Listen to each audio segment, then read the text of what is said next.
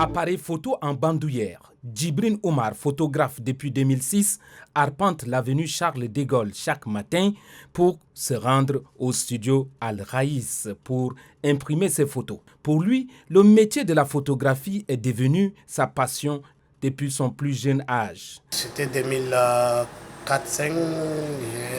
je vois il y a un grand dans les cachets, il filme des photos. Et ça m'a appris donc... Je suis en train de débrouiller, j'ai trouvé de l'argent, j'ai payé les appareils Yashica. On filme, on amène au labo. Entre-temps, on n'a pas de labo ici au Tchad, donc on attend une semaine, parfois 2 semaines. On voit les photos, à 250. Dans ce même studio de Djambalbar se trouve l'un des doyens des photographes. Il s'agit d'Omar Hassanali. Son amour pour la photographie est atypique. J'avais commencé à faire les photos depuis c'était en 1998 avec un appareil du marque Premier.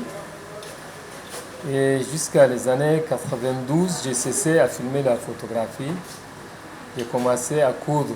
J'ai effectué un petit voyage vers le Nigeria, Cameroun, j'ai sillonné un peu.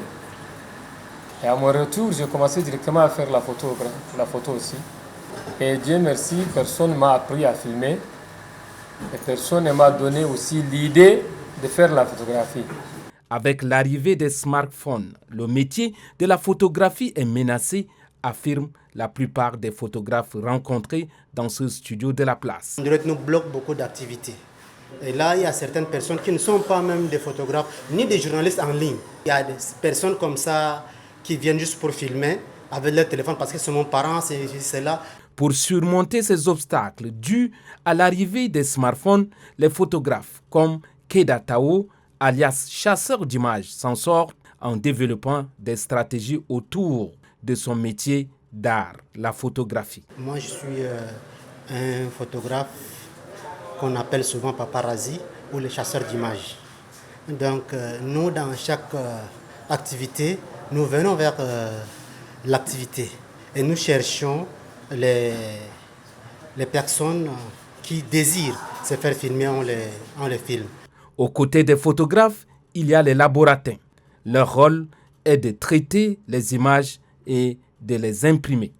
Adam Mahamat exerce ce métier depuis 2003. J'ai travaillé avec les Indiens, les Éthiopiens et puis les Soudanais aussi. J'ai appris avec eux.